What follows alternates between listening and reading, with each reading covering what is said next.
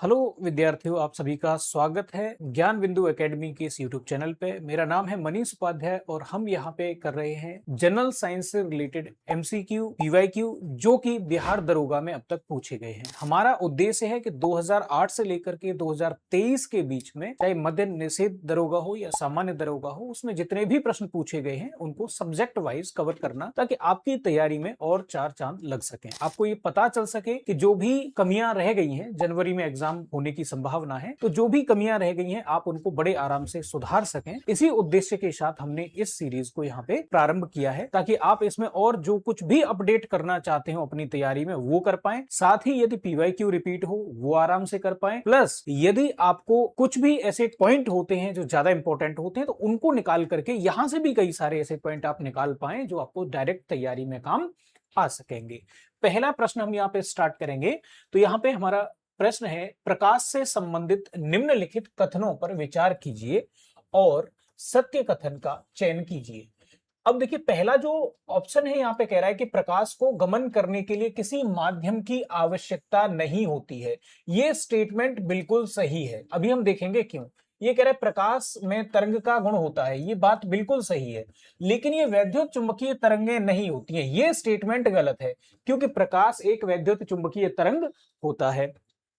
प्रकाश को गमन करने के लिए माध्यम का होना आवश्यक है, ये बात बिल्कुल गलत है। माध्यम की जरूरत नहीं पड़ती, ध्वनि के लिए माध्यम की आवश्यकता पड़ती है, अर्थात ध्वनि को गमन करने के लिए माध्यम की आवश्यकता पड़ती है, प्रकाश को नहीं।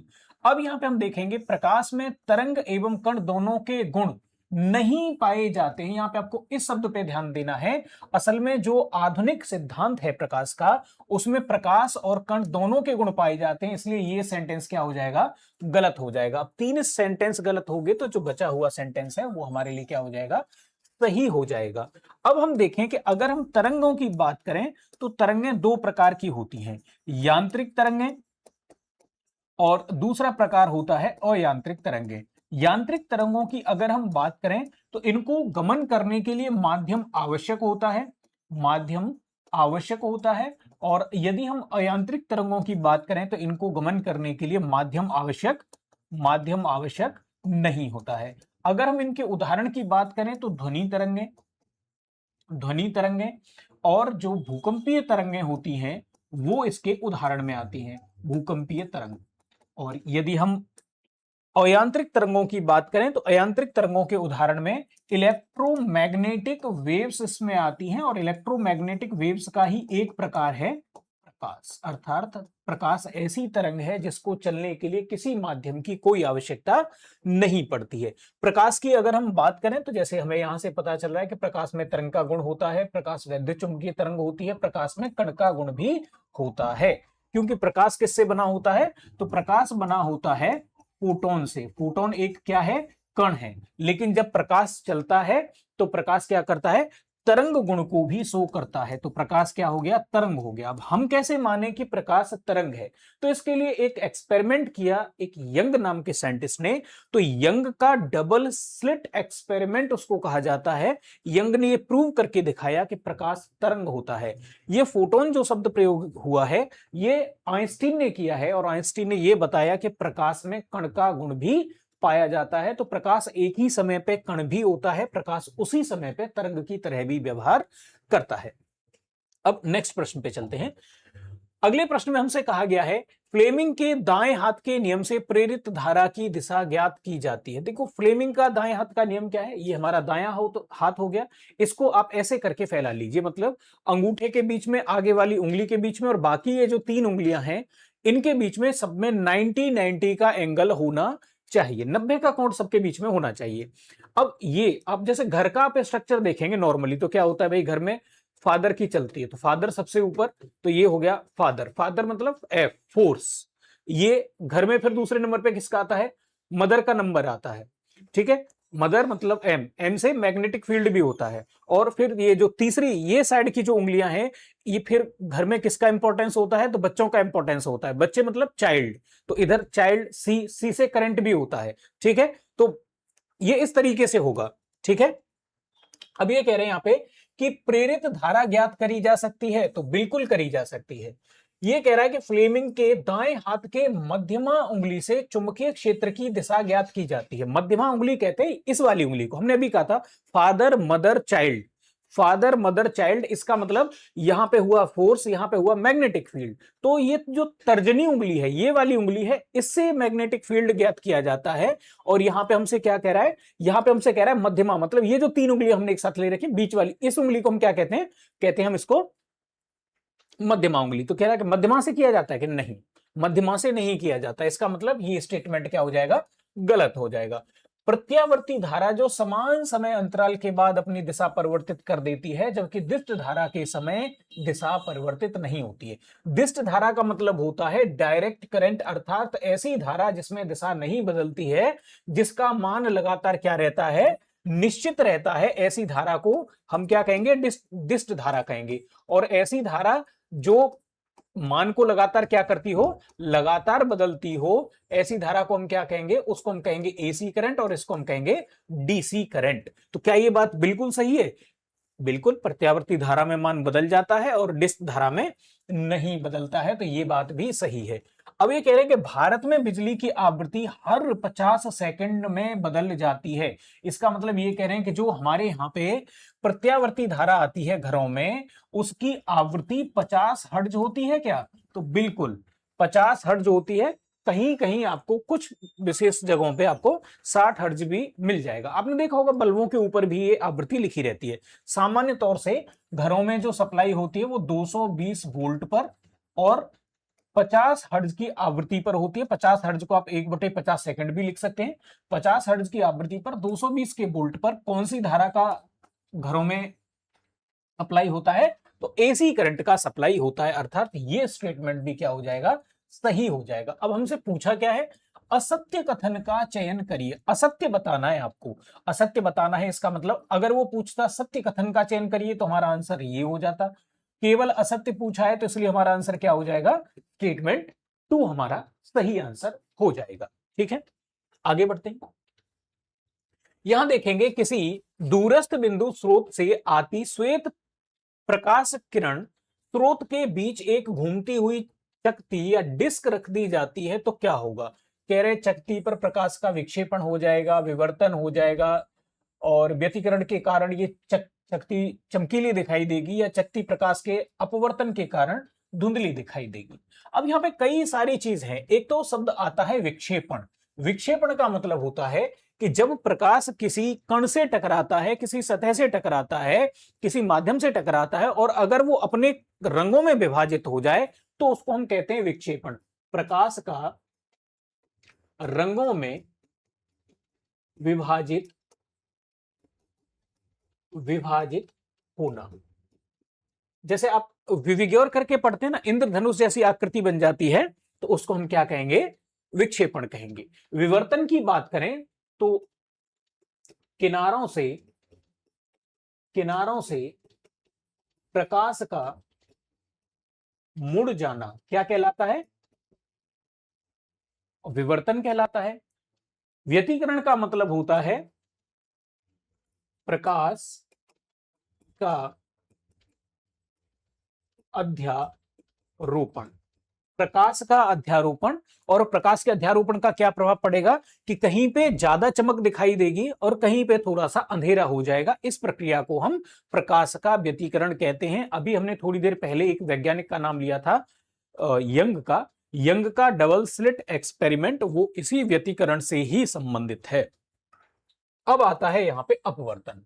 प्रकाश एक माध्यम से जब दूसरे माध्यम में जाता है तो वो अपने रास्ते से थोड़ा सा भटक जाता है। प्रकाश का एक माध्यम से दूसरे माध्यम में जाने पर अपने रास्ते से भटक जाना, तो इसका क्या हो जाएगा, प्रकाश का माध्यम बदलने पर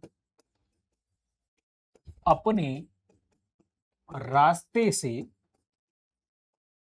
भटक जाना क्या कहलाता है, अपवर्तन या रिफ्रैक्शन कहलाता है। अब देखिए जो प्रश्न आपसे पूछ रहा है कि मान लीजिए बिंदु स्रोत से प्रकाश आ रहा है, इसका मतलब प्रकाश आ गया, इस तरीके से प्रकाश सीधी रेखा में चलता है।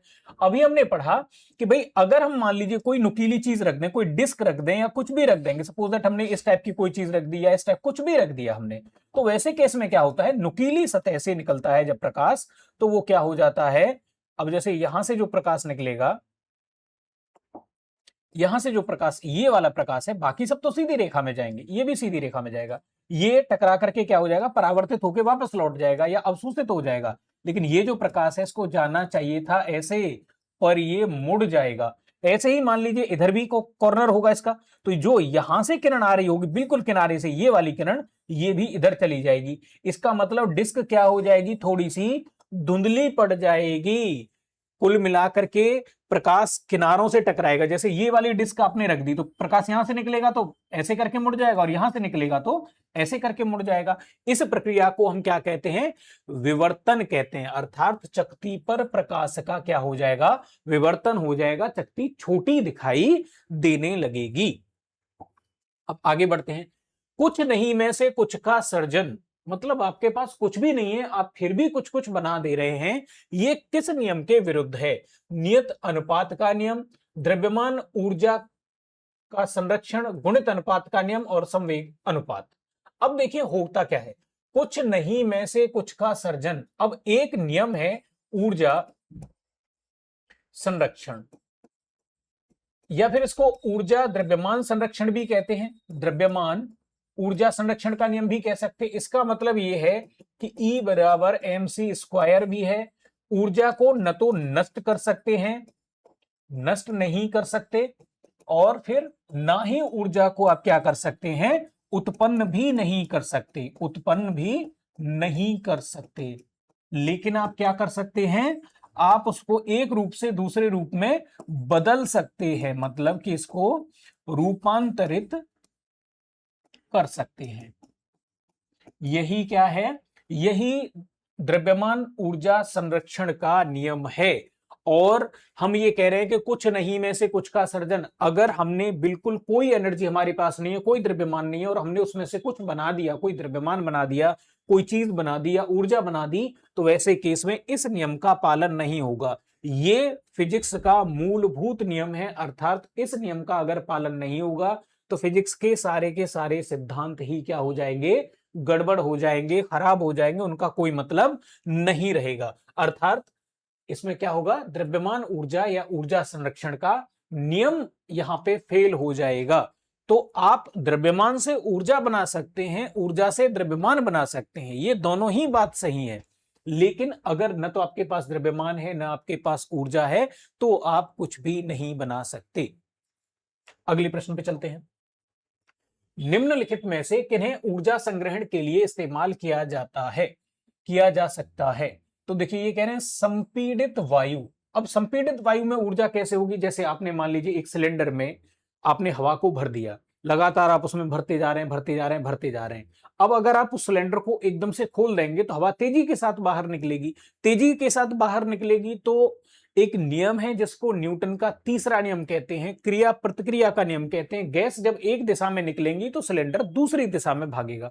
तो कभी कभी क्या होता है कि सिलेंडर की जब नोजल टूट जाता है तो वैसे केस में क्या होता है, तेजी से गैस बाहर निकलने लगती है, तो सिलेंडर आगे की तरफ सरकने लग जाता है। तो क्या संपीड़ित हवा में ऊर्जा संग्रहित है? बिल्कुल। जो आपने उसमें जबरदस्ती हवा को भरा है वो असल में ऊर्जा के ही रूप में है, संपीड़ित है उसमें।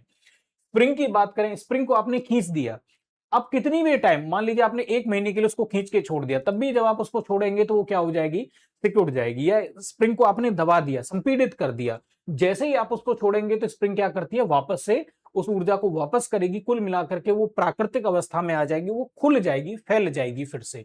तो क्या स्प्रिंग में भी है? तो बिल्कुल। बैटरी, तो बैटरी में क्या किया जाता है, हम विद्युत का प्रवाह करते हैं वोल्टामीटर के अंदर या बैटरी के अंदर, और वैसे केस में क्या हो जाता है, इसको सेल भी कह सकते हैं हम, ठीक है। केमिस्ट्री में इसी को वोल्टामीटर कह दिया जाता है जब इसको रासायनिक प्रक्रिया के लिए यूज किया जाता है। अब अगर हम बात करें यहां पे बैटरी की, तो बैटरी में क्या हो रहा है कि जब आपने वैद्युत धारा का प्रवाह किया तो आयन एक तरफ से दूसरी तरफ मूव करने लग जाते हैं। एक तरफ पॉजिटिव आयन जमा हो जाते हैं, एक तरफ नेगेटिव आयन जमा हो जाते हैं। फिर जब आप बैटरी से किसी, जैसे बल्ब आपको जलाना है, जैसे ही आप कनेक्शन करेंगे तो ये आयन फिर से क्या करने लग जाते हैं, जुड़ करके फिर से न्यूट्रल होने लग जाते हैं। अर्थात इसमें भी आपने क्या कर दिया, आयनों को विखंडित करने में, आयनों को तोड़ने में, आयनों को एक जगह से दूसरी जगह पहुंचाने में विद्युत ऊर्जा को रासायनिक ऊर्जा के रूप में स्टोर कर दिया। तो क्या ऊर्जा संरक्षण के लिए या ऊर्जा संग्रहण के लिए इसका इस्तेमाल होता है? तो बिल्कुल। अब संधारित्र की बात करते हैं, कैपेसिटर की। आपने पंखे देखे होंगे, कोई भी मोटर देखी होगी, खासतौर से ऊपर घूमने वाला पंखा देखा होगा आपने, एक उसमें सेल जैसा लगा हुआ देखा होगा पीछे। वो उसका काम क्या है? तो असल में एसी करंट क्या है, धीरे धीरे ऊर्जा को सप्लाई करती है। और इसमें क्या होता है, एक बार वोल्टेज बढ़ता है, अपने मैक्सिमम तक जाता है, और दूसरी बार में वोल्टेज अपना कम होकर के फिर मिनिमम तक आता है, नेगेटिव में आ जाता है। तो इससे बचने के लिए क्या किया जाता है, अब पंखा ऐसे तो चल नहीं पाएगा, मोटर को शुरुआत में ज्यादा ताकत की जरूरत है, ज्यादा ऊर्जा की जरूरत है। अब ये हमने कैसे पता किया कि भाई मोटर को चलने के लिए स्टार्टिंग में ज्यादा ऊर्जा की जरूरत है? तो ये हमने पता किया घर्षण की वजह से। जब कोई वस्तु रुकी होती है तो उसमें स्थैतिक घर्षण होता है, और उस स्थैतिक घर्षण का मान ज्यादा होता है। वस्तु जब चलने लग जाती है तो उसमें गतिक घर्षण होता है, गतिक घर्षण का मान कम होता है। अर्थात किसी वस्तु को चलाने में, शुरुआत करने में हमको ज्यादा ताकत की जरूरत चाहिए, ज्यादा ऊर्जा की जरूरत चाहिए। लेकिन जब वो वस्तु एक बार चल जाएगी तो उसके बाद थोड़ी कम ऊर्जा की आवश्यकता हमको लगातार उसको चलाए रखने के लिए पड़ेगी। इसका मतलब मोटर को चलाने के लिए, इंस्टेंट एनर्जी प्रोवाइड करने के लिए संधारित्र का प्रयोग किया जाता है। तो बिल्कुल संधारित्र में भी ऊर्जा को संग्रहित किया जा सकता है। तो ये चारों हैं। अब ऑप्शन देखिए, इसमें केवल डी, बी, सी, डी, या बी, सी, या ए, बी, सी और डी, इसमें चारों हैं, इसलिए ये चारों ही ऑप्शन हमारे लिए सही हो जाएंगे। डी ऑप्शन हमारे यहां पे करेक्ट हो जाएगा। जब कोई वस्तु पानी में डुबाई जाती है तो उसके भार में कमी के बराबर होती है। अब यहां पे कह रहे हैं उस पर बाहरी दबाव के बराबर, बल प्रति इकाई क्षेत्रफल, या उसके द्वारा हटाए गए द्रव की मात्रा पर, या उसके द्वारा हटाए गए द्रव के भार के बराबर। ये जो स्टेटमेंट लिखा हुआ है, ये स्टेटमेंट है एक यूनानी दार्शनिक का, जिसका नाम है आर्कमिडीज। आर्कमिडीज आर्किमिडीज ने क्या कहा कि भाई आप अगर हवा में किसी चीज को उठा रहे हो तो वो आपको ज्यादा भारी लगेगी, और उसी चीज को आप पानी में ले जाकर के उठाइए तो वो आपको हल्की लगेगी। तो इससे उन्होंने ये निष्कर्ष निकाल के बताया कि जब आप किसी चीज को द्रव में डुबाते हैं, किसी तरल में डुबाते हैं, तो उसके भार में कमी आ जाती है। भार में कमी कितनी आएगी? तो उन्होंने बताया कि जितना ये वस्तु हटाएगी, जैसे अगर मान लीजिए आपने 1 लीटर की कोई चीज डुबाई है तो 1 लीटर पानी हटा देगी। तो जितना आपने द्रव हटाया है, उस द्रव के भार के बराबर कमी आ जाएगी। अर्थात द्रव के भार के बराबर कमी आती है। तो इसको हम क्या कहते हैं? आर्किमिडीज का नियम कहते हैं। इसी को हम क्या कहते हैं? तैरने का सिद्धांत भी कहते हैं। तैरने का सिद्धांत भी कहते हैं। अगर मान लीजिए जैसे वस्तु है, ये वस्तु है, इस पर जो भार है वो W है, और जो पानी हटाया गया है उसका भार ऊपर की तरफ होगा, क्योंकि पानी तो कोशिश करेगा, भाई आपने पानी को हटा दिया तो पानी अपनी पुरानी जगह पे आने की कोशिश करेगा। इसका मतलब पानी इस वस्तु को यहां से बाहर निकाल के फेंकने की कोशिश करेगा। मान लीजिए वो भार हो गया W डैश। तो तैरने के 3 नियम दिए उन्होंने। क्या नियम दिए? तो पहला नियम ये दिया कि देखो, अगर ऊपर की तरफ भार ज्यादा है या ऊपर की तरफ उत्प्लावन, ये जो यहाँ पे बात हो रही है, इसी को हम क्या कहते हैं? उत्प्लावन बल भी कहते हैं। तो अगर उत्प्लावन बल ज्यादा है और वस्तु का भार कम है, तो भाई अगर ऊपर की तरफ ज्यादा ताकत लग रही है, नीचे की तरफ कम लग रही है, तो जाहिर सी बात है वस्तु क्या कर जाएगी? तैर जाएगी। तो वस्तु क्या करेगी? तैरेगी। अब दूसरी कंडीशन में मान लीजिए ऊपर की तरफ जो बल लग रहा है और नीचे की तरफ जो बल लग रहा है, या नीचे की तरफ जो भार है, अगर वो दोनों बराबर हो जाएं तो वस्तु डूबती हुई तैरती है, या इसको हम आंशिक रूप से तैरना भी कहते हैं। आंशिक तैरेगी। जहां छोड़ दोगे वहीं तैरती रहेगी, ना ये ऊपर आएगी ना ये नीचे जाएगी। तीसरा नियम इन्होंने दिया कि अगर देखो वस्तु का भार अगर ज्यादा हो गया और जो ऊपर की तरफ बल लगा हुआ है, उत्प्लावन बल, अगर वो कम रह गया, तो वैसे केस में वस्तु क्या हो जाएगी? डूब जाएगी। जैसे पत्थर वगैरह ये सब क्या हो जाते हैं? डूब जाते हैं। तो इस तरीके से आर्किमिडीज साहब ने 3 नियम दिए और ये उनका स्टेटमेंट है। ठीक है, आगे बढ़ते हैं। कह रहे हैं 72 किलोमीटर पर आवर के वेग का क्या अर्थ है? यहां कह रहे हैं 72 मीटर पर सेकंड 36 मीटर पर सेकंड, 20 मीटर पर सेकंड या 10 मीटर पर सेकंड। अब हम देखते हैं यहाँ पे 72 किलोमीटर पर आवर। अब किलोमीटर पर आवर को बदलेंगे तो ये हो जाएगा 72। किलोमीटर में होते हैं कितने? 1000 मीटर, और घंटे में होती हैं 60 मिनट, और हर 1 मिनट में होते हैं 60 सेकंड। तो 60 गुणा 60 सेकंड। अब ये आगे हो जाएगा, ये बन जाएगा 72 इंटू 1000, और ये नीचे हो जाएंगे कितने? 3600। और ये कितना हो गया? मीटर पर सेकंड में हमको इसको बदलना है। अब काटेंगे आप तो ये कट जाएगा 2 बार, ये कट जाएगा 2 बार, 36 से 36 दूनी 72 हो जाएगा। तो ये बन जाएगा कितना? और ये 2 का और 10 का मल्टीप्लाई करेंगे तो ये 20 मीटर पर सेकंड। यदि आपको डायरेक्ट बदलना हो तो इसको अगर आप देखेंगे तो ये क्या हो जाएगा, आप 5/18 का गुणा कर दीजिए डायरेक्ट। अगर आप याद रख सकते हैं तो ऐसे याद रख लीजिए, अदरवाइज इसको भी चेंज करने में कोई बहुत टाइम आपको नहीं लगेगा। वजह कि सीधे सीधे ये चेंज हो जाता है। ठीक है, तो यहां पे क्या आंसर हो जाएगा हमारा? 20 मीटर पर सेकंड। आगे बढ़ते हैं। कौन सी भौतिक मात्रा जड़त्व का मापन है? तो अगर हम यहां पे बात करें, हमसे कह रहा है आयतन, भार, द्रव्यमान और वेग। सबसे पहले इन सब चीजों को क्या कर लेते हैं, अलग अलग देख ले। तो आयतन का मतलब होता है लंबाई गुणा चौड़ाई गुणा ऊंचाई, अर्थात लंबाई गुणा चौड़ाई गुणा ऊंचाई को आयतन कहते हैं, या क्षेत्रफल गुणा ऊंचाई को आयतन कहा जाता है। भार का मतलब होता है द्रव्यमान और गुरुत्वीय त्वरण का गुणनफल भार कहलाता है, अर्थात पृथ्वी जितने बल से किसी वस्तु को अपने केंद्र की ओर खींचती है वो गुरुत्व या भार या वेट कहलाता है। अब बात करते हैं वेग की। तो वेग क्या होता है? विस्थापन परिवर्तन की दर को वेग कहा जाता है, या एकांक समय में तय विस्थापन को वेग या वेलोसिटी कहा जाता है। बात आती है द्रव्यमान की, तो द्रव्यमान को जड़त्व कहा जाता है, इनर्शिया कहा जाता है। अब ये कहा किसने? तो इसके लिए एक नियम है गैलीलियो का, गैलीलियो का जड़त्व का नियम। अब गैलीलियो अपने जड़त्व के नियम में क्या कहते हैं? तो गैलीलियो साहब ने यह बताया कि यदि कोई वस्तु का द्रव्यमान कम है तो आप कम प्रयास के साथ भी उसमें परिवर्तन कर सकते हैं, और यदि वस्तु का द्रव्यमान ज्यादा है तो आपको प्रयास ज्यादा करना पड़ेगा परिवर्तन के लिए। अब यहाँ पे परिवर्तन को समझ लेते हैं क्या है। इन्होंने ये कहा कि यदि वस्तु का जड़त्व ज्यादा है तो वस्तु अवस्था परिवर्तन का विरोध ज्यादा करेगी। इसको ऐसे समझ लीजिए कि अगर आपको एक खिलौना में धक्का मारना है तो उसका द्रव्यमान कम है, उसका जड़त्व कम है, इसलिए आप बड़े आराम से धक्का मार पा रहे हैं। उसमें आपने बड़े आराम से परिवर्तन कर दिया, खिलौना रुका हुआ था, आपने धक्का मारा तो वो चलने लग गया। और यदि यही काम आपको एक ट्रेन पे करना पड़े तो ट्रेन में करना ऐसा नामुमकिन सा हो जाएगा। वजह कि भाई ट्रेन का द्रव्यमान या ट्रेन का जड़त्व ज्यादा है, और उन्होंने ही बताया कि जड़त्व क्या होती है? द्रव्यमान होता है, या जड़त्व की माप को ही द्रव्यमान कहा जाता है। आगे बढ़ते हैं, तो यहां पे हमारा आंसर क्या हो जाएगा? द्रव्यमान हो जाएगा। गतिज ऊर्जा का समीकरण कौन सा है?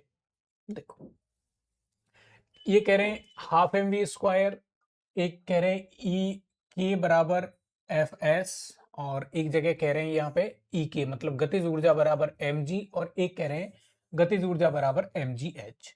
अब देखो, तो अगर हम ऊर्जा की बात करें, तो ऊर्जा की अगर हम बात करें तो ऊर्जा के लिए हमारे पास दो तरह की ऊर्जाएं हैं, और खास तौर से कौन सी? यांत्रिक ऊर्जा की हम बात कर रहे हैं। यांत्रिक ऊर्जा के दो प्रकार हैं, गतिज ऊर्जा और स्थितिज ऊर्जा। इनके मतलब क्या है? काइनेटिक एनर्जी कौन सी एनर्जी है? तो काइनेटिक एनर्जी का मतलब होता है वस्तु में गति के कारण जो ऊर्जा निहित होती है उसको वस्तु की गतिज ऊर्जा के नाम से जाना जाता है। अर्थात तो वस्तु की गति की वजह से निहित ऊर्जा गतिज ऊर्जा कहलाती है। वस्तु की स्थिति की वजह से, उसके रुके होने की वजह से, उसकी विशिष्ट पोजीशन की वजह से जो ऊर्जा उसमें निहित होती है उसको स्थितिज ऊर्जा कहा जाता है। गतिज ऊर्जा की अगर हम बात करें तो इसको काइनेटिक एनर्जी को हम रिप्रेजेंट करते हैं 1/2 एम वी स्क्वायर से, और यदि हम स्थितिज ऊर्जा की बात करें तो इसको पोटेंशियल एनर्जी से रिप्रेजेंट करते हैं, इसको कहते हैं एम जी एच। अब यहां पे अगर हम उदाहरण लें तो जैसे बांध की पानी में, बांध में पानी भरा हुआ है, उसमें कौन सी ऊर्जा है? गतिज ऊर्जा है, सॉरी स्थितिज ऊर्जा है। दबी हुई स्प्रिंग में कौन सी ऊर्जा है, तो यहां भी कौन सी है, स्थितिज ऊर्जा है। अब गतिज ऊर्जा की बात करें तो उसको दूसरे तरीके से निरूपित कर सकते हैं, हम इसको संवेग के रूप में भी लिख सकते हैं। ठीक है, तो ये क्या हो गया, ये m इंटू जी, द्रव्यमान और गुरुत्वीय त्वरण का जो गुणनफल होता है वो भार कहलाता है। ये तो भार का फॉर्मूला है, इसलिए ये ऊर्जा का फॉर्मूला नहीं होगा, ये तो बल का फॉर्मूला हो गया। यहां पे अगर हम बात करें तो ये घर्षण की बात हो रही है या स्टैटिक की बात हो रही है, तो इसका मतलब ये भी फॉर्मूला नहीं है। ये किसकी बात हो गई, यहाँ पे स्टैटिक फ्रिक्शन, रुका हुआ घर्षण की बात हो गई। तो घर्षण है, घर्षण अपने आप में क्या है, बल होता है, इसका मतलब ये भी ऊर्जा का फॉर्मूला नहीं है। ये mgh किसका फॉर्मूला है, तो ये mgh होता है स्थितिज ऊर्जा का फॉर्मूला, स्थितिज ऊर्जा का फॉर्मूला। और हाफ mv² ये होता है, इसलिए ये भी गलत हो जाएगा, और गतिज ऊर्जा का ये फॉर्मूला हमारे पास हो जाएगा हाफ mv²। इसका मतलब ये वाला आंसर हमारे लिए सही हो जाएगा। नेक्स्ट प्रश्न पे आते हैं। अब हमसे पूछा गया है कि कितने अणु एक मोल के बराबर होते हैं। वैसे तो हमने देखा कि भाई मोल अपने आप में क्या होता है, तो मोल एक क्या है, मूल राशि है, मूल राशि है, मूल राशि है। इसका प्रयोग किसके लिए करते हैं, तो इसका प्रयोग करते हैं कणों की गिनती या पदार्थ की मात्रा हेतु प्रयोग। इसका प्रयोग किसके लिए करते हैं, पदार्थ की मात्रा के लिए। अब अगर हम बात करें तो एक मोल में कितना होता है, तो एक मोल का मतलब होता है 6.023 गुणा 10⁻23 कण। अब कण में अणु भी हो सकते हैं, परमाणु हो सकते हैं, इलेक्ट्रॉन हो सकते हैं, प्रोटॉन हो सकते हैं, लोगों की संख्या हो सकती है। असल में मोल एक गिनती है, जैसे 1000 होता है, 2000 होता है, 4000 होता है, ऐसे ही मोल एक गिनती है। और ये क्या रिप्रेजेंट करती है, 6.023 या 2 गुणा 10⁻23। अब इसमें जो भी निकटवर्ती होगा इसके, उसको हम चूज कर लेंगे। इसको एक और तरीके से देखा जाए, ये तो ऐसे करके हो गया। और ये क्या होता है, वस्तु का ग्राम अणुभार, इसको भी मोल कहा जाता है। जैसे अगर हम ऑक्सीजन की बात करें तो ऑक्सीजन के जो अणु बनेगा उसमें कितने बनेंगे, तो 32 ग्राम बनेगा उसका अणुभार। तो 32 ग्राम में कितने ऑक्सीजन के अणु होंगे, तो 6.023 गुणा 10⁻23 होंगे। हाइड्रोजन का 2 ग्राम उसका अणुभार बनेगा, अणु का भार कितना होता है 2, इसलिए उसको ग्राम में कन्वर्ट करेंगे तो वो ग्राम अणुभार हो जाएगा। तो 2 ग्राम में हाइड्रोजन के कितने होंगे। ऐसे ही कार्बन डाइऑक्साइड की बात करेंगे तो कार्बन डाइऑक्साइड का, कार्बन का हो गया कितना 12, ऑक्सीजन का हो गया 32, तो कार्बन डाइऑक्साइड का कितना हो गया 44। तो 44 ग्राम में कितने कण होंगे, कितने अणु होंगे कार्बन डाइऑक्साइड के, तो 6.023 इंटू 10⁻23। ठीक है, तो इसके अलावा इसको 22.4 लीटर भी कह सकते हैं। अगर कोई गैस है उसका आपने 1 मोल ले लिया तो वो हमेशा क्या होगी, 22.4 लीटर रहेगी सामान्य ताप और दाब की स्थितियों में। हमको सिर्फ उसने ये न्यूमेरिकल वैल्यू पूछी है, उसका मान पूछा है, तो ये मान कितना होता है देखेंगे। यहाँ पे 19 है तो ये खत्म, 18 है ये भी खत्म, ये 22 है ये भी खत्म, क्योंकि एक अंक तो हमने भी आगे छोड़ रखा है ना यहाँ पे, तो इसलिए क्या हो जाएगा 6 निकटतम मान ये है 6.022 गुणा 10⁻23, ये वाला मान हमारा सही हो जाएगा। ठीक है, अगले प्रश्न पे चलते हैं। बांध के जल में कौन सी ऊर्जा संग्रहित है। हमने अभी बात करी थी कि बांध की ऊर्जा में या स्प्रिंग में जो एनर्जी निहित होती है, या इस पेन को अगर मैं ऊपर उठाते ले जाऊं तो ऐसी कंडीशन में किसी चीज को ऊपर उठाने में उनमें कौन सी ऊर्जा होती है, तो उनमें स्थितिज ऊर्जा निहित होती है। किसी वस्तु की स्थिति के कारण उसमें निहित ऊर्जा को स्थितिज ऊर्जा कहते हैं। ऑलरेडी इसको हमने डिस्कस कर लिया है। तो स्थितिज ऊर्जा किसमें है, तो ये बांध में है, स्प्रिंग में है। गतिज ऊर्जा किसमें है, चलती गाड़ी, फुटबॉल, गति करती हुई फुटबॉल में है। ठीक है, सौर ऊर्जा किसमें है, तो प्रकाश में क्या है, सौर ऊर्जा है। रासायनिक ऊर्जा की बात करें तो रासायनिक ऊर्जा किसमें है, भाई भोजन में कौन सी ऊर्जा होती है, रासायनिक ऊर्जा। भोजन है, बैटरी है, इनमें क्या होती है? रासायनिक ऊर्जा होती है। अब अगले प्रश्न पे चलते हैं। विभवांतर मापा जाता है, विभव के मापने की बात हो रही है, तो यहां पे सबसे इन सबको देख लेते हैं। अमीटर के द्वारा क्या नापी जाती है? तो विद्युत धारा को मापा जाता है आई, या धारा का मापन, धारा मापन। लेकिन ये धारा मापन क्या होगा? ये बड़ी मात्रा में या बड़े स्तर पर। अगर आपको बड़े स्तर पर मापना है तो आप अमीटर का इस्तेमाल करेंगे।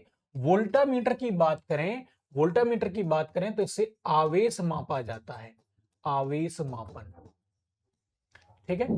गैल्वेनोमीटर की बात करें तो इससे भी क्या होता है? विद्युत धारा का मापन किया जाता है, लेकिन दिशा के साथ इसको मापते हैं। और इसमें क्या रहता है? अत्यंत अत्यंत छोटा मान।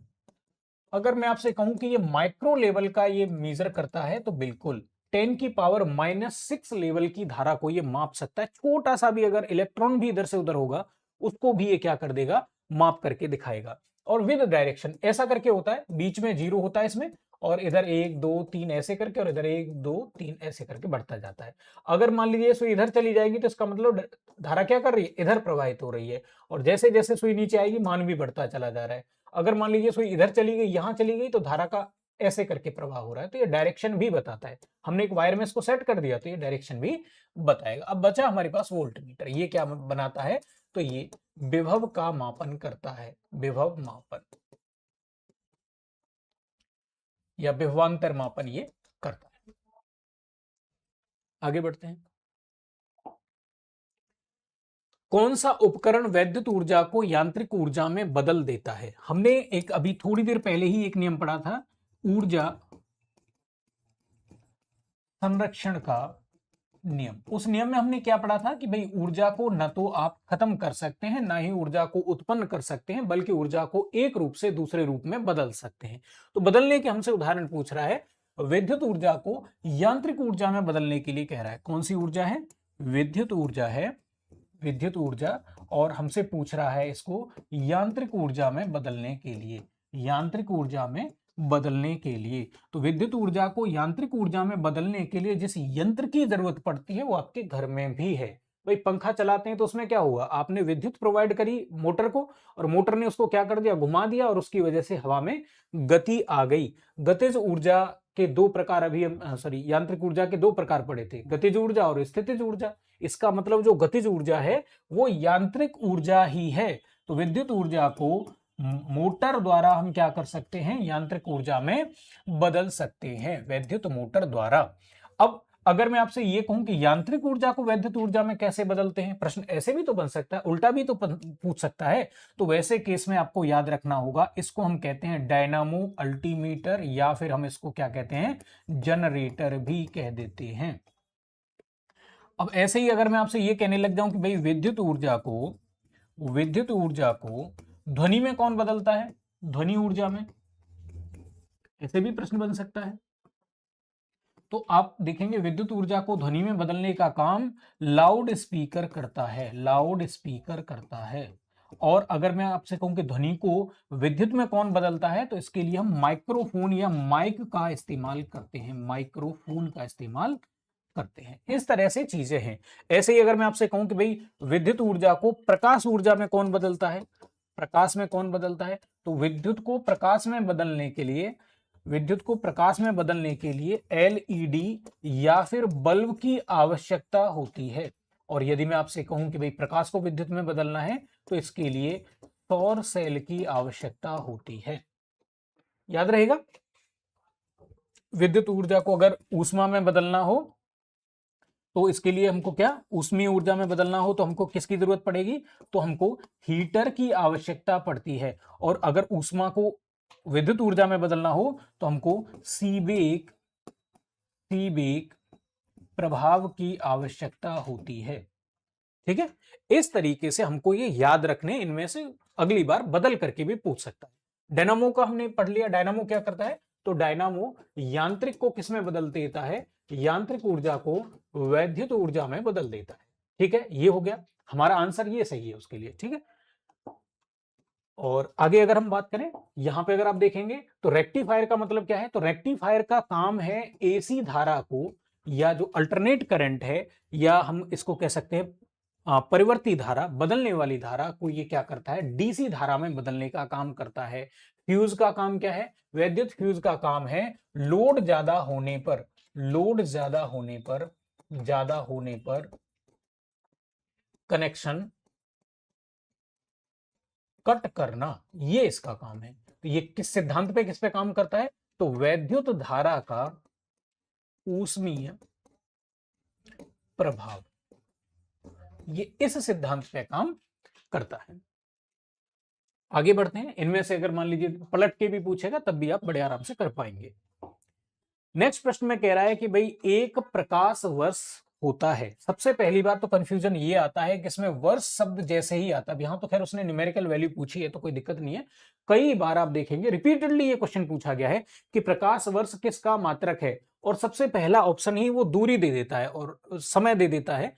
सॉरी, पहला ही ऑप्शन क्या देगा, समय दे देगा आपको कंफ्यूज करने के लिए। अब जैसे ही हम प्रकाश वर्ष पढ़ेंगे, वर्ष पढ़ा, अरे वर्ष तो समय का मात्रक है, और सबसे पहला ऑप्शन ही उसने क्या दे रखा है, टाइम दे रखा है। देखते ही हम टाइम लगा देते हैं, असल में ये टाइम का मात्रक नहीं है।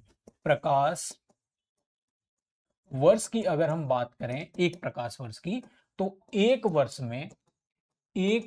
में प्रकाश द्वारा चली दूरी को हम क्या कहते हैं, एक प्रकाश वर्ष कहते हैं। अब भाई एक वर्ष हो गया, उसमें कितने दिन होते हैं, तो 365 दिन होते हैं। एक दिन में 24 घंटे होते हैं, एक घंटे में 60 मिनट होती है, एक मिनट में 60 सेकंड होती हैं। तो इतना तो हो गया समय, ये हो गया क्या, ये तो हो गया टोटल समय। अब क्या होता है, समय और फिर हम क्या करते हैं, चाल का गुणा करते हैं, तब जाके क्या आती है, ये दूरी निकल करके आती है, दूरी का मात्रक है ये। तो चाल, अब चाल किसकी, प्रकाश की। तो प्रकाश की चाल कितनी होती है, तो प्रकाश की चाल होती है 3 गुणा 10 की पावर 8 मीटर पर सेकेंड। और ये किसमें था, ये था आपका सेकंड में। भाई टाइम आपने सेकंड में लिया, ये आपने मीटर पर सेकंड ले लिया। तो ये अगर आप सॉल्व करेंगे तो ये आता है पूरा गुणा भाग करने के बाद 9.46 गुणा 10 की घात 15 मीटर, क्योंकि आपने ये मीटर पर सेकंड में लिया है आंसर, इसलिए मीटर में आएगा। अब यहां पे देखेंगे कि उन्होंने आंसर जो दे रखे हैं, जो आपको ऑप्शन दे रखे हैं, वो किलोमीटर्स में दे रखे हैं, ठीक है। अब किलोमीटर्स में दे रखे हैं और नॉर्मली हमने इसको मीटर में याद किया हुआ होता है, तो अब देखते ही लगेगा कि यहाँ पे 10 की पावर 15 किलोमीटर आ रहा है, तो ये आंसर सही हो जाएगा। लेकिन ये हमको कंफ्यूज करने के लिए उन्होंने दिया है कि जैसे ही हम यहाँ पे देखें तुरंत आंसर लगा दें। देखो 9.46 इंटू 11 है यहाँ पे, ठीक है। तो 11 तो वैसे भी नहीं होगा। अब हमको क्या करना है, इस मीटर को किलोमीटर में बदलना है। तो 1 किलोमीटर में 1000 या 10 की पावर 3 मीटर होते हैं। अब इसमें से क्या कर देंगे हम, 9.46 इंटू 10 की पावर, अब 3 हटा देंगे इसमें से, तो बचेगा कितना, 12। तो अगर हमने यहां से 3 कम कर दिया है, इसका मतलब हमने अब मीटर को किस में बदल दिया है, किलोमीटर में बदल दिया है। तो आंसर हमारा क्या हो जाएगा, ये हो जाएगा। अगर आपसे पूछे पारसेक क्या होता है, तो ऐसे प्रकाश वर्ष भी मात्रक है, ऐसे ही पारसेक भी मात्रक है। पारसेक भी क्या है, दूरी का मात्रक है, दूरी का सबसे बड़ा मात्रक। क्योंकि एक पारसेक 3.26 कितना होता है, तो 3.26 प्रकाश वर्ष के बराबर होता है, ठीक है। ऐसे ही एक मात्रक होता है एस्ट्रोनॉमिकल यूनिट, या खगोलीय लंबाई उसको कहा जाता है। वो 15 करोड़ किलोमीटर के बराबर होती है। हमने 15 करोड़ क्यों माना है, क्योंकि पृथ्वी से लेके सूर्य के बीच की जो दूरी है उसी को हम क्या कहते हैं, खगोलीय दूरी के नाम से जानते हैं। आगे बढ़ते हैं। निम्न में से कौन सा नियम रॉकेट प्रणोदक में शामिल होता है। रॉकेट प्रणोदन मतलब कि रॉकेट जो ऊपर उड़ता है उसके लिए कौन सा सिद्धांत लगता है, कौन सा नियम लगता है। न्यूटन की गति का पहला नियम, ये भी देखो रिपीटेडली पूछे जाते हैं। न्यूटन की गति का पहला नियम क्या कहता है, ये कहता है बल की परिभाषा देता है ये। बल की परिभाषा, अर्थात यदि आप बाहरी बल नहीं लगाएंगे तो वस्तु जैसी अवस्था में होगी वैसी अवस्था में बनी रहेगी। यदि आपने बल लगाया तो वस्तु की अवस्था में परिवर्तन हो सकता है, अर्थात रुकी हुई वस्तु चल सकती है और चलती हुई वस्तु रुक सकती है। तो ये बल की परिभाषा मिलती है हमको पहले नियम से। दूसरा नियम क्या कहता है? दूसरा नियम कहता है बल का निगमन या बल का फॉर्मूला हमको यहां से मिलता है F बराबर एम ए। ये दूसरा नियम है। तीसरा नियम क्या कहता है? तीसरा नियम कहता है क्रिया प्रतिक्रिया आपस में बराबर होती हैं, अलग अलग वस्तु पर लगी होती हैं। अर्थात यदि हम किसी चीज को धक्का मारेंगे तो वो चीज भी हमें धक्का लगाएगी। इसी को न्यूटन का तीसरा नियम कहा जाता है। इसका मतलब क्या हुआ कि जो रॉकेट है, रॉकेट से गैसें निकलेंगी पीछे की तरफ, ये हो गई क्या? क्रिया। और रॉकेट पर एक आगे की तरफ, अब क्योंकि गैस हो गई कौन सी, जो गैसें निकली हैं, गैसों पर क्रिया हो रही है, पीछे की तरफ निकल रही हैं, तो रॉकेट पर क्या होगा? रॉकेट पर होगी प्रतिक्रिया, और उस वजह से रॉकेट क्या हो जाएगा? आगे की तरफ बढ़ता जाएगा। गैस लगातार पीछे की तरफ निकलेंगी, रॉकेट लगातार आगे की तरफ बढ़ेगा। इसलिए न्यूटन का तीसरा नियम हमारा आंसर हो जाएगा। अब पढ़ते हैं चौथा नियम क्या कहता है। तो न्यूटन का गुरुत्वाकर्षण का नियम, ये दो पिंडों के बीच में कितना बल लगेगा उसके बारे में बात करता है कि यदि पिंडों का द्रव्यमान ज्यादा होगा तो बल ज्यादा लगेगा, और उनके बीच की दूरी अगर ज्यादा होगी तो बल कम लगेगा। अर्थात द्रव्यमानों के गुणनफल के अनुक्रमानुपाती बल होता है और दूरी के वर्ग के व्युत्क्रमानुपाती होता है, उल्टा होता है। ठीक है, आगे बढ़ते हैं। निम्न में से कौन सा ग्रह सौर मंडल के वैक्यूम क्लीनर की भांति काम करता है? वैक्यूम क्लीनर का मतलब होता है हर चीज को ये क्या कर लेता हो? आकर्षित कर लेता है, आकर्षित कर लेना। कुल मिलाकर के कौन सा कर पाएगा भाई? अभी हमने पढ़ा था कि न्यूटन का एक नियम है जिसको सार्वत्रिक गुरुत्वाकर्षण का नियम कहा जाता है, और ये नियम कहता है कि यदि पिंड का भार ज्यादा होगा या जो पिंड है उनके गुणनफल अगर ज्यादा होगा तो इनकी वजह से जो बल लगेगा वो भी ज्यादा होगा, क्योंकि ये बल क्या होता है? द्रव्यमानों पर निर्भर करता है।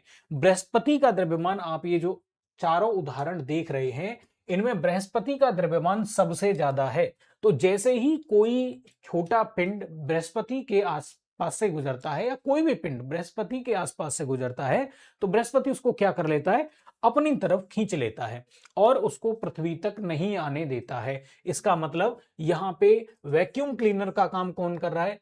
सबसे ज्यादा द्रव्यमान बृहस्पति का है, इसलिए सबसे ज्यादा गुरुत्वाकर्षण भी बृहस्पति का ही होगा। इसलिए सबसे ज्यादा पिंडों को बृहस्पति ही अपनी तरफ खींचेगा, और यही पृथ्वी पर जीवन के लिए एक अप्रत्यक्ष कारण भी माना जाता है कि जो उल्कापिंड आते हैं उनको काफी हद तक ये क्या कर लेता है? बृहस्पति आने नहीं देता पृथ्वी तक, उससे पहले ही ये अपनी तरफ खींच करके खत्म करता रहता है।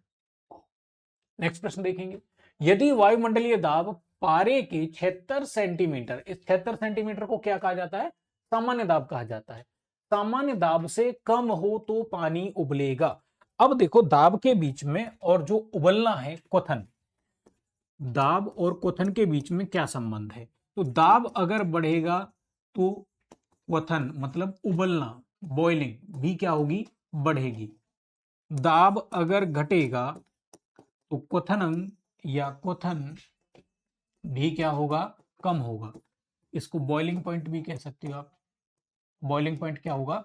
कम होगा। इसलिए दाब बढ़ता है तो प्रेशर कुकर में, जैसे प्रेशर कुकर का मामला, प्रेशर कुकर, और दाब अगर कम होता है तो जैसे पहाड़ों पर जाएंगे तो भाई हवा क्या हो जाती है? विरल हो जाती है, कम हवा रहती है, इसकी वजह से दाब उसका कम हो जाता है। तो यहाँ पहाड़ों पर आप एग्जांपल ले सकते हैं। अब इसका मतलब क्या हुआ? प्रश्न में हमसे कह रहा है कि भाई अगर दाब कम हो जाए तो पानी उबल जाएगा। सामान्य दाब पर क्या है? उबल रहा है कितने पर? 100 डिग्री सेल्सियस पर क्वथन हो रहा है। तो प्रेशर कुकर के अंदर क्या होगा? 100 डिग्री सेल्सियस प्लस पे होगा, और इस कंडीशन में क्या हो जाएगा? क्वथन कम हो जाएगा, दाब कम होगा तो क्वथन कम हो जाएगा। इसका मतलब 100 डिग्री सेल्सियस माइनस पर ये क्या हो जाएगा? क्वथन हो जाएगा। प्रश्न में हमसे बस इतना ही पूछा है कि 100 डिग्री से कम, 100 डिग्री से ज्यादा, 100 डिग्री पर, 0 डिग्री सेल्सियस पर। 100 डिग्री से कम कहां पे होगा? पहाड़ों पर। ठीक है, तो बिल्कुल ये कह रहा है दाब कम हो गया, तो हमारा आंसर तो यही निकल के आ गया। 100 डिग्री से ज्यादा कहां पे होगा? तो प्रेशर कुकर में। ये कह रहा है 100 डिग्री सेल्सियस, तो मतलब ये तो उसने वही कह दिया, कब? सामान्य दाब पर। 0 डिग्री सेल्सियस पर दाब शून्य हो तो पानी 0 डिग्री सेल्सियस पर ही उबल जाएगा। उदाहरण के लिए चंद्रमा पर।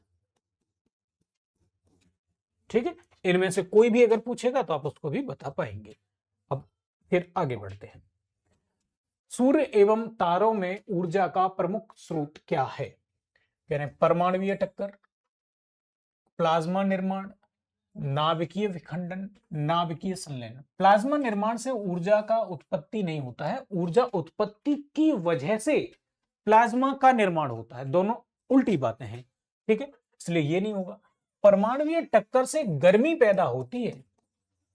माइक्रोवेव ओवन देखते ना, ये गर्मी पैदा करता है, ये तारों में ऊर्जा उत्पन्न नहीं कर सकता, ये गलत हो जाएगा। अब विखंडन और संलयन में देखते हैं। तो नाभिकीय ऊर्जा के दो प्रकार होते हैं। एक होता है विखंडन,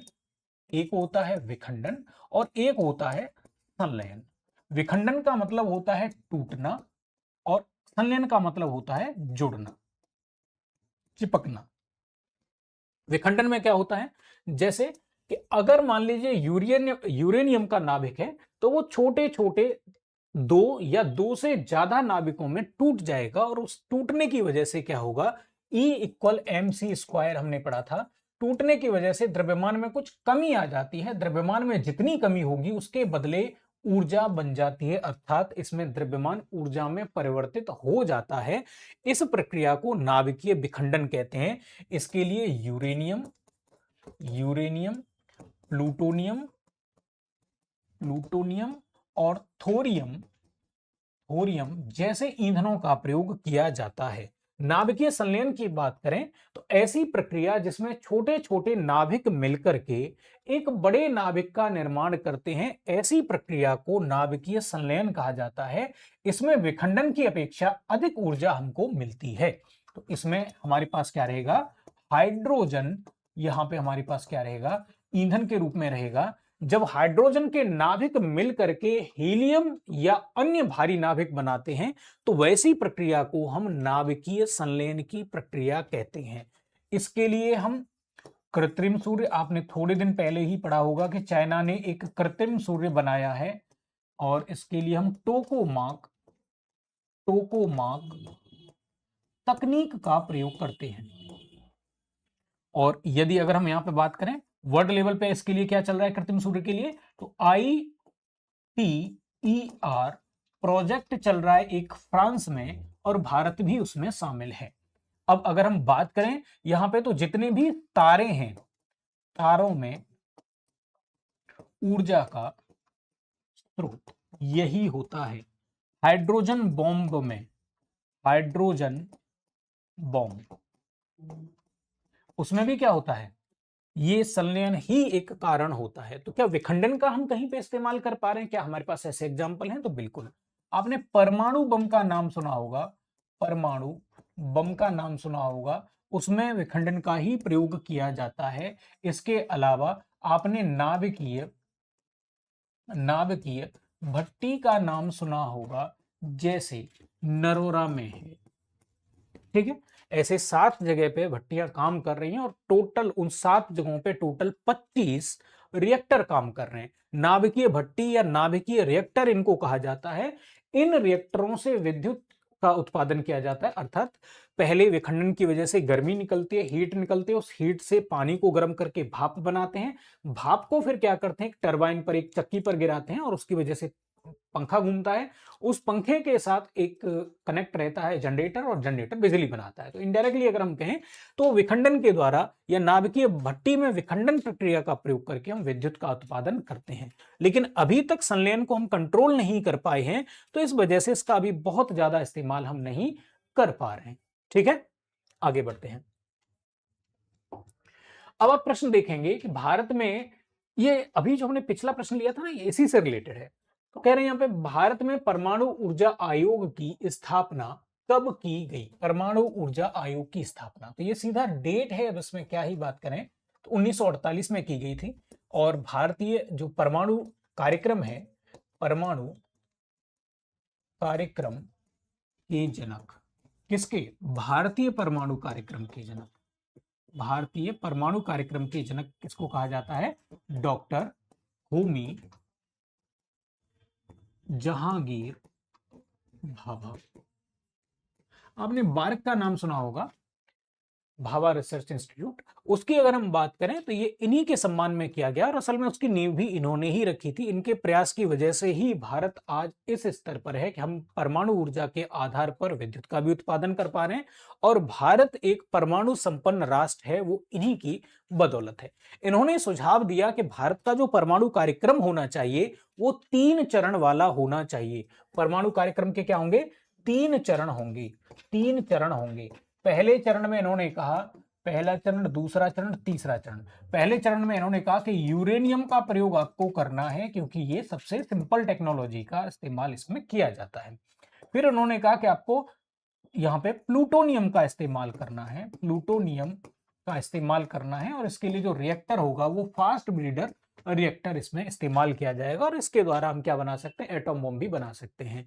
तीसरे चरण में इन्होंने कहा कि भारत में एक धातु है जो बहुतायत मात्रा में पाई जाती है, और इस तीसरे चरण में हमको थोरियम का प्रयोग करना है। अभी मजबूरी क्या है कि हम यूरेनियम की बात करें।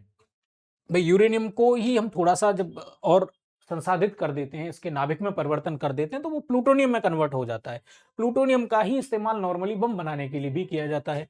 अभी हमारे पास प्रॉब्लम क्या है कि यूरेनियम हमको मिलता है, जैसे अभी हम बिहार का ही उदाहरण ले लें, तो बिहार में एक रिपोर्ट आई थी कि जितनी भी दुग्ध पिलाने वाली माताएं हैं, उनके दुग्ध में यूरेनियम की मात्रा एक लिमिट से ज्यादा पाई गई है। मात्रा इतनी ज्यादा पाई गई है कि वो बच्चों के लिए भी नुकसानदायक साबित हो रही है। तो ये यूरेनियम आखिर महिलाओं के दुग्ध में आया कैसे? इसका मतलब है कि हमारे यहाँ का जो पानी है उसमें ऑलरेडी यूरेनियम घुला हुआ है, यूरेनियम उपस्थित है, मतलब वो रेडिएटिव वाटर है। अब यहाँ पे बात करें तो हालांकि ये नुकसान का है। अगर हम बात करें तो हमें सबसे ज्यादा यूरेनियम मिलता है झारखंड में, लेकिन जो यूरेनियम मिलता है वो ज्यादा बेहतर क्वालिटी का नहीं है, अच्छा नहीं है। उसको प्यूरिफाई करने में, एनरिच करने में, यूरेनियम की मात्रा बढ़ाने में 235, 238 और 233, ये इस तरीके से इसके समस्थानिक होते हैं। तो 235 वाला हमारे लिए सबसे ज्यादा सही है। इसको 238 हमारे पास उपस्थित है, लेकिन उसको एनरिच करेंगे, उसको और अच्छा बनाएंगे, तो उसमें हमारा खर्चा बहुत ज्यादा हो जाता है। और मात्रा भी अगर देखें, टोटल ऑल ओवर यूरेनियम की उपस्थिति हम अपने यहाँ पे देखें, भंडार देखें, तो काफी कम है। तो हमको ऑस्ट्रेलिया, कनाडा, कजाकिस्तान, रूस ऐसे देशों पर निर्भर रहना पड़ता है। और अगर हम किसी देश पर निर्भर रहेंगे और ये तकनीक ऐसी है जिससे बम बनता है, इसका मतलब ये देश हमारी फॉरेन पॉलिसी को प्रभावित कर सकते हैं। तो इन्होंने सोचा कि आगे चल के दिक्कत होगी, उससे बेहतर है कि हम क्या करें, थोरियम पर शिफ्ट कर जाएं। अब थोरियम की बात करें तो दुनिया का सबसे बड़ा भंडार भारत में उपस्थित है। और थोरियम की खासियत क्या है? थोरियम भारत में जमीन के अंदर भी है और जमीन के ऊपर भी पड़ा हुआ है। जैसे हम मोनोजाइट सैंड की बात करते हैं, केरल का जो तट है, मालाबार तट, अगर हम वहां पे देखेंगे, त्रावणकोर का तट है, वहां पे अगर हम देखें तो हमें ये समुद्री बालू में ऊपर ही मिल जाता है। मतलब हमको खुदाई का खर्चा भी नहीं देना है, आसानी से उपलब्ध है, बहुत अधिक मात्रा में उपलब्ध है, और इतना उपलब्ध है कि हम पूरी दुनिया को सप्लाई कर सकते हैं। और केवल अगर हम थोरियम के बेस पर ही एनर्जी प्रोड्यूस करें और कोई सोर्स यूज ना करें, तब भी 300 साल तक इस 150 करोड़ की जनसंख्या के लिए लगातार 24 घंटे ऊर्जा उपलब्ध करवाई जा सकती है। इतना तो जमीन के ऊपर ही उपलब्ध है, ये जमीन के अंदर भी बहुत सारा है, उसको फिर बाद में कभी देखा जाएगा। इतना तो ऊपर ही पड़ा हुआ है, इसका मतलब तो इन्होंने पहले ही सोच लिया था, 1948 के टाइम पे ही सोच लिया था कि हमको इस टाइप से चलना है कि पहले हम यूरेनियम का प्रयोग करेंगे, फिर प्लूटोनियम का करेंगे, फिर थोरियम का प्रयोग हम करने लग जाएंगे। और अच्छी खुशी की बात यह है कि भारत अपने तीसरे चरण में एंट्री ले चुका है, अर्थात अब धीरे धीरे हम क्या करने लगे हैं, यूरेनियम के साथ थोरियम को मिलाकर के इस्तेमाल करने लगे। अगले 10-12 साल में ये टेक्नोलॉजी और बढ़ेगी, तो भारत पूरी तरह से ऊर्जा के मामले में इंडिपेंडेंट हो सकता है। अब आगे बढ़ते हैं। निम्नलिखित में से कौन से रंग के लिए प्रकाश का प्रकीर्णन न्यूनतम होता है? अब यहां पे पूछ लिया प्रकीर्णन न्यूनतम होता है, अगली बार यह भी पूछ सकता है कि प्रकीर्णन अधिकतम किसके लिए होता है, सीरीज बनाने के लिए भी पूछ सकता है। तो देखिए जो प्रकाश है, प्रकाश जो दृश्य प्रकाश है, या थोड़ा सा इसको ऐसे ही चलने देते हैं। प्रकाश की अगर हम बात करें तो प्रकाश तीन प्रकार से बना हुआ है, या तीन प्रकार की किरणें हैं प्रकाश के अंदर। एक जिसको हम कहते हैं अल्ट्रा वायोलेट, परा बैंगनी। एक है जिसको हम कहते हैं इंफ्रारेड, इसको हम कहते हैं अवरक्त, गर्मी भी कह सकते हैं आप अवरक्त प्रकाश को। और एक होता है दृश्य प्रकाश या विजिबल लाइट या दृश्य प्रकाश। दृश्य प्रकाश की बात करें तो यह बना हुआ है 7 तरह के रंगों से। एक है इसमें वि ब ग्यो र, आर से रेड है, रेड से कम ऊर्जा वाला प्रकाश क्या कहलाता है, अवरक्त कहलाता है। ओ से ऑरेंज है, येलो है, पीला प्रकाश, हरा प्रकाश, नीला प्रकाश, आसमानी, इंडिगो और वायोलेट बैंगनी। वायोलेट से भी ज्यादा जिसकी ऊर्जा है उसी को हम अल्ट्रा वायोलेट कहते हैं। अब ये हमारे पास प्रकाश का पूरा कंपोजिशन हो गया। अब हम देखेंगे प्रकीर्णन क्या है। तो प्रकीर्णन में रेले ने एक नियम दिया कि भाई प्रकीर्णन किसका होगा। तो प्रकीर्णन के बारे में इन्होंने बताया कि अगर हम तरंगदैर्ध्य के मामले में देखें, रेले ने एक नियम दिया, रेले द्वारा क्या कहा गया कि यदि लैम्डा या तरंगदैर्ध्य अगर कम होगी, लैम्डा अगर कम होगा तो प्रकीर्णन क्या होगा, प्रकीर्णन ज्यादा होगा, यदि लैम्डा ज्यादा होगा तो प्रकीर्णन कम होगा। अब यहां पे अगर हम बात करें तो रेड लाइट की जो तरंगदैर्ध्य है वो ज्यादा होती है, और अगर हम वायोलेट लाइट की बात करें तो यहां पे ये तरंगदैर्ध्य क्या होती है, कम होती है। अर्थात अगर हम तरंगदैर्ध्य की बात करें तो नीचे से ऊपर जाएंगे तो ये क्या होती है, घटती है। नीचे से ऊपर जाने पर क्या होती है, घटती जाती है ये। ठीक है, इसका मतलब लाल रंग का प्रकीर्णन सबसे कम होगा और बैंगनी रंग का प्रकीर्णन सबसे ज्यादा होगा। इसलिए हमने एक प्रश्न और किया था, अगर आपको याद हो, कि बैंगनी, इंडिगो, ब्लू, इन तीन रंगों का प्रकीर्णन बहुत ज्यादा होता है, रेड, ऑरेंज, येलो इनका प्रकीर्णन ना के बराबर या बहुत कम होता है। इसलिए आसमान का रंग हमको नीला दिखाई देता है। तो सबसे न्यूनतम प्रकीर्णन किसका होगा, लाल रंग का। हमने ये भी उस टाइम पे बात करी थी कि भाई लाल रंग की जो लाइटें होती हैं सिग्नल्स के लिए इसलिए प्रयोग करी जाती हैं ताकि इसका प्रकीर्णन नहीं होता है, इसलिए इसको प्रयोग में किया जाता है। ठीक है, अगर इंडिगो का करेंगे तो ये तो पहले ही फैल जाएगी, सिग्नल पहुंच ही नहीं पाएगा। आगे बढ़ते हैं। निम्नलिखित में से कौन सी एंटी टैंक गाइडेड मिसाइल नाग का हेलीकॉप्टर से लॉन्च किया जाने वाला संस्करण है? तो देखो, हेलीकॉप्टर से आप लॉन्च कर रहे हैं, हेलीकॉप्टर से लॉन्च कर रहे हैं आप नाग को, तो हेली नाग, इसको हम क्या कह सकते हैं, हेली नाग, हेलीना। तो उसका नाम क्या है, हेलीना है उस मिसाइल का नाम। ठीक है, आगे बढ़ते हैं।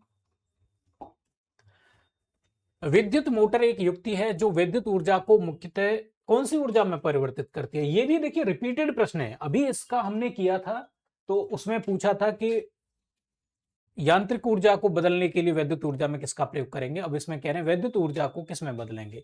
तो भैया विद्युत ऊर्जा, अभी आपने एक लिस्ट बनाई होगी, लिखा होगा, विद्युत ऊर्जा को अगर हमको बदलना है किसमें, यांत्रिक ऊर्जा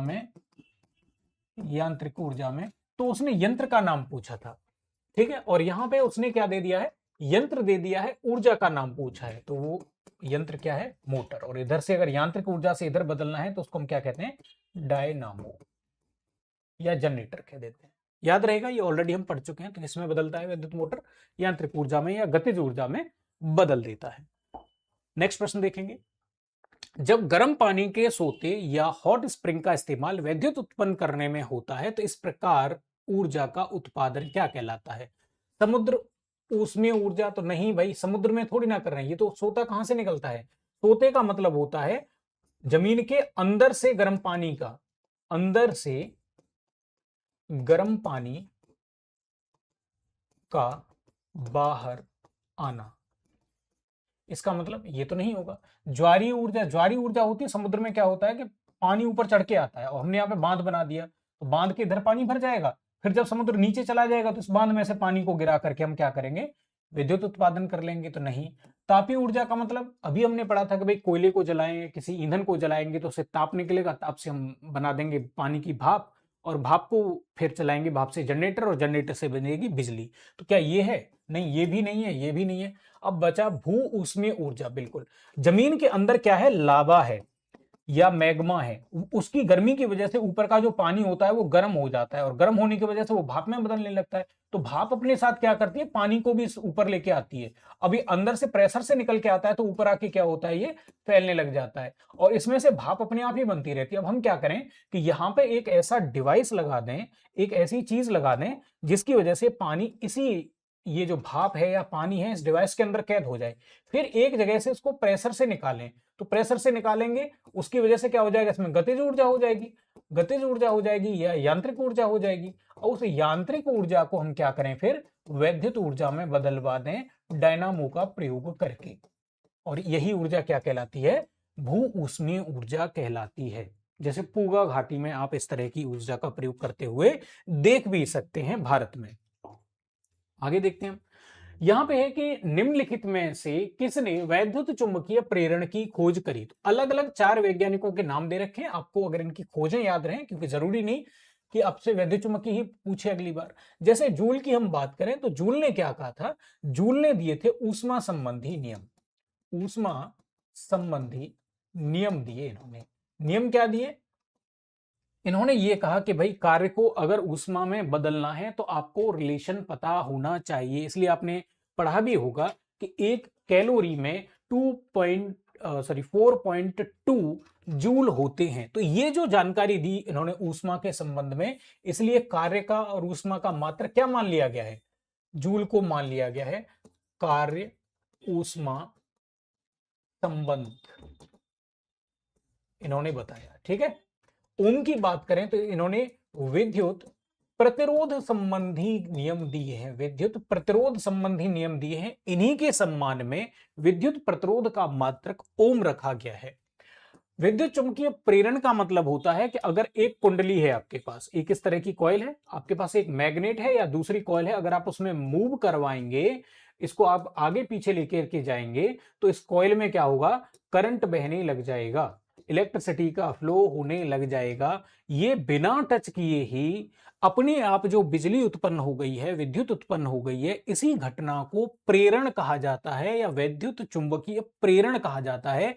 इसकी खोज फैराडे ने की है, इसकी खोज फैराडे ने की है। इसलिए इंडक्टेंस का जो मात्रक है वो फैराड रखा गया है या फैराडे रखा गया है।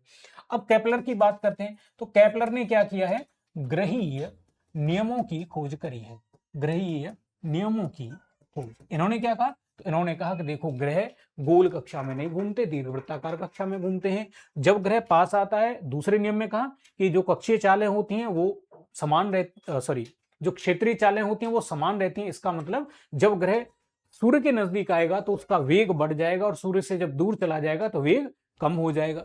तीसरे नियम में इन्होंने ये कहा कि जैसे जैसे ग्रह सूर्य से दूर चला जाता है उसको घूमने में ज्यादा समय लगता है। जैसे बुध है, उसको 88 दिन लगते हैं, पृथ्वी है, उसको 365 दिन लग जाते हैं घूमने में। मतलब ग्रह जितना ज्यादा दूर होगा, घूमने में उतना ही ज्यादा समय लगेगा। अब बात करते हैं यहां पे, निम्न में से कौन सी ऊष्मा की इकाई नहीं है? तो भाई ऊष्मा क्या है? ऊष्मा ऊर्जा का ऐसा प्रकार है, ऊष्मा क्या है? ऐसा प्रकार है जो गर्म या फिर ठंडेपन या ठंडा का कारण है।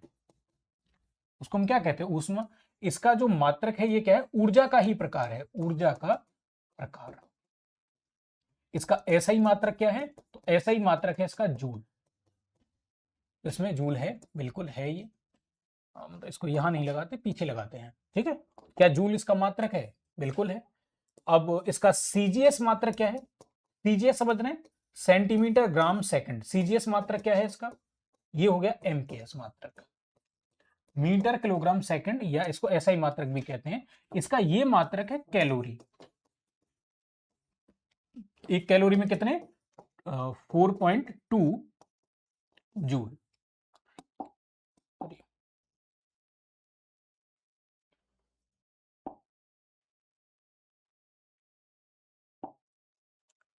कितना 4.2 जूल,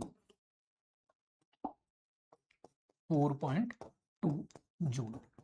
एक इसका मात्रक होता है एफपीएस। तीन सिस्टम चलते हैं, फुट पाउंड सेकंड अगर मात्रक की बात करें तो ये होता है बीटीएस, मतलब British thermal unit, BTU, British thermal unit. ये कितना होता है, तो ये 252 कैलोरी के बराबर होता है। अब यहां तक आ गया समझ में, मतलब कैलोरी भी मात्रक है, बीटीयू भी मात्रक है। आपसे ये भी पूछ सकता है कि कौन सा मात्रक है या इनके बीच का रिलेशन क्या है, ये भी पूछ सकता है। फोन की अब तीन अगर मात्रक है, इसका मतलब हमारा आंसर क्या हो जाएगा, फोन हो जाएगा, क्योंकि फोन इसका मात्रक नहीं उष्मा का। तो फोन किसका मात्रक है, तो ये है ध्वनि से संबंधित मात्रक। ये ध्वनि की प्रबलता मापने का मात्रक है। तो ये किसका है, ध्वनि से रिलेटेड है। अब आज के जो हमारे प्रश्न हैं उनको यहीं विराम देंगे। अब ये प्रश्न मैं समझता हूं आपके लिए जो क्लास रही होगी ये काफी उपयोगी साबित होगी। और इसी तरीके से बिहार दरोगा के 2008 से लेकर के 2023 तक के जितने भी प्रश्न पत्र हैं सबको हम क्या करेंगे, सब्जेक्ट वाइज आपके सामने प्रस्तुत करेंगे, ताकि आपकी तैयारी में और भी अच्छा अपग्रेड हो सके। इसी के साथ आज की इस क्लास को यहीं विराम देता हूं। बहुत बहुत धन्यवाद।